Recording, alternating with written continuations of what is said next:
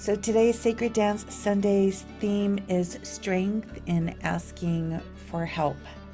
In memory of Tim Cox, who is my first husband and father to my only child, who passed away from suicide on Valentine's Day, 2018. So this time of year, I want to accomplish two things in February. One, carry the torch of my friend Trisha Trixie's legacy of love, and also do what I can to help support people who are experiencing depression. I want to help the mental health crisis. I am not a therapist, but I am a musician and I am an artist, and I know the health and wellness that I've experienced from a meditation practice, which does not replace therapy or professional help, but it's a powerful, powerful complement. So I have some incredible friends I'll be introducing to you, announcing I am going to participate in a transformational seminar called Gateway, and that is from June 21st through 23rd, a Friday through a Sunday, and it's an online offering. I want to invite you to come and be in it with me. See where I learned how to meditate, how I learned so many different spiritual practices and teachings that have helped me on my journey to get to where I am today. All right, so if you want to come and join me for that seminar, I'd be thrilled to share that experience with you. So there are some prerequisites. You need to participate in 3 of their Wednesday night meditations, and those are in person or online. If in person, if you're in Denver, and those are from 6:30 to 9 p.m. on Wednesdays. So learn more about the Gateway Seminar and the Wednesday night meditations, where I learned how to meditate, centerofthegoldenone.com. Go there, check it out, and let's transform together. I just wanted to share my experience and my journey about I ask God for help, and I believe that God hears me. Now, that sounds like a very simple statement to make, and it feels like, well, yeah, people who believe in God, believe that to be true. But I like wholeheartedly, my whole life, I actually really believe in those darkest moments, I go within in that raw and vulnerable place and just please invite, ask for help. The nature of spirit is such that spirit will never impose itself upon you because of the agreement that we have with spirit by taking birth here on planet Earth. We have free will. So in order to receive spiritual assistance, we have to ask for that assistance. And it has been my experience, my witness, my testimony that when all of my friends turned their back on me, didn't understand the choices I was making in my life, when my family turned their back on me, not all of them did, and it's all a qualified statement, these are broad strokes, but in those moments of betrayal, which we have all experienced in life, that is when my prayer got the most sincere, and I've somehow or other had the ability to have that faith that the answer is there if we but just open up to it. So I just want to put that out there for people. If you're struggling, if you have issues with depression, if you have this like dark pit that you can't get out of, you're really bummed out about the wars going on, you're bummed out about how hard it is to succeed financially, bummed out about the system, bummed out about the politics going on, give it to God. Ask for help. Ask for help. Experiment with that in meditation today. Experiment it with it right now in this moment. Try asking God for help and then see what actions you can take. Maybe make that call, make that hard call, or send an email out. You don't have to like talk to a person. Sometimes that's hard, especially when you're struggling. You can email Kelly Melissa and she can help you. She has so many resources. So I just want to thank you for being here, and let's move on to the video component of today's Sacred Dance Sunday.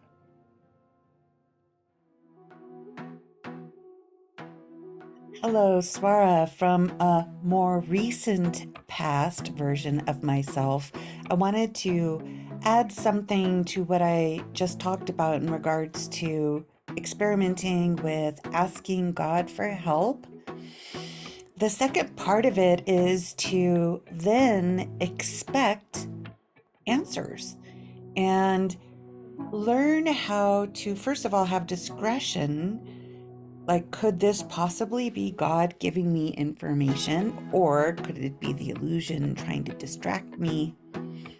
But listen, it's usually people who are closest to us. God will speak through them and they'll tell us if we're paying attention and looking out for it.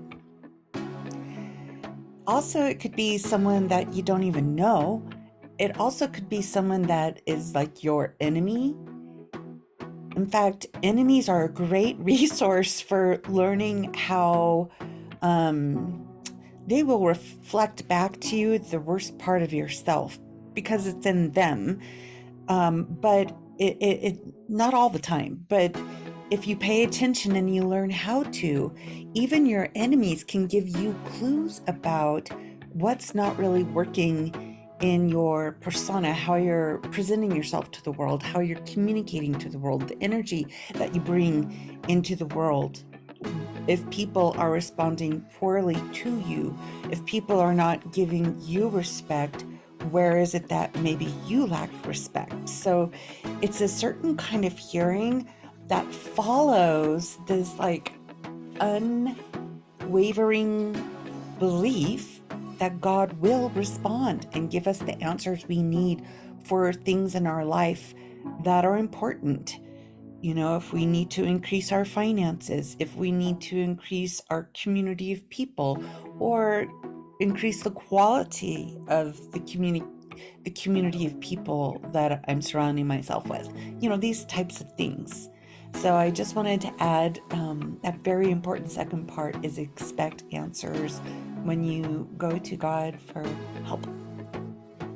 Next, I would like to just acknowledge the growth on the Denver Meditation Center YouTube channel.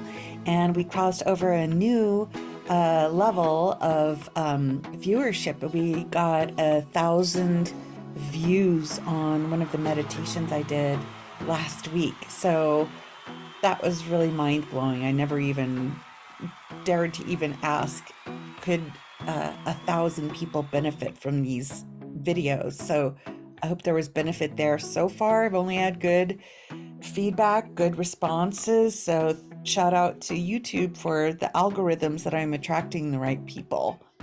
So I wanted to acknowledge that. I also wanted to acknowledge some of the tech growth that I've gone through in this Sacred Dance Sunday journey.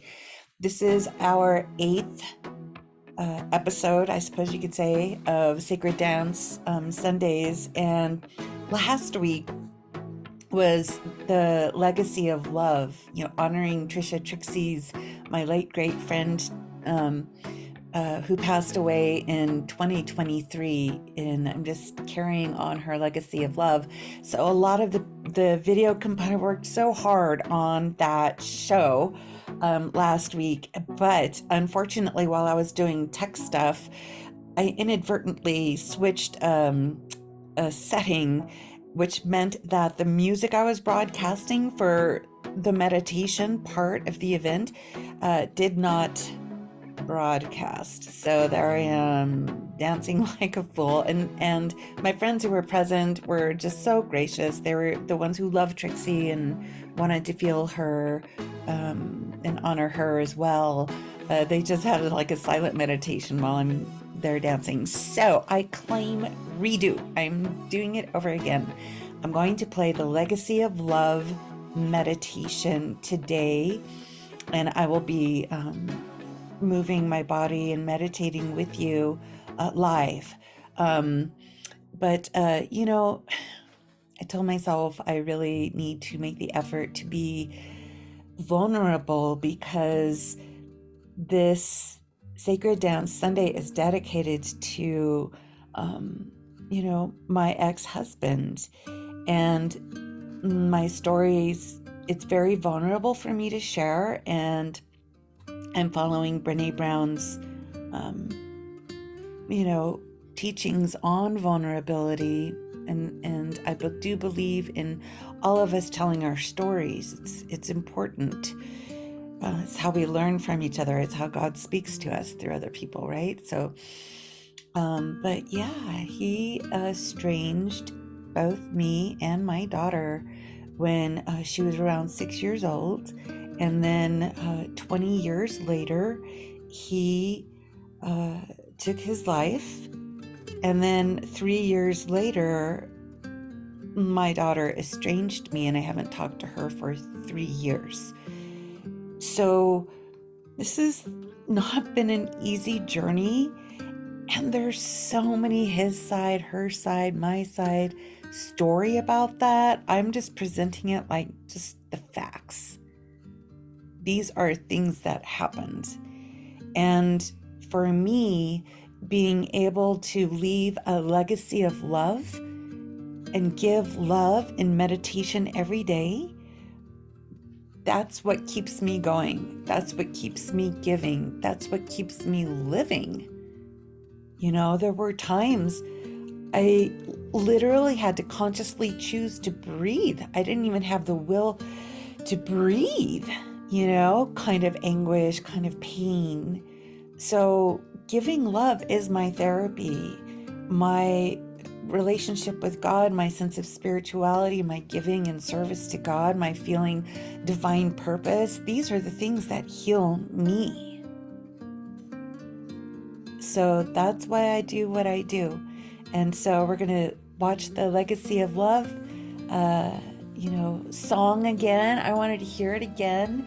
And then we'll do her meditation, and we'll probably go past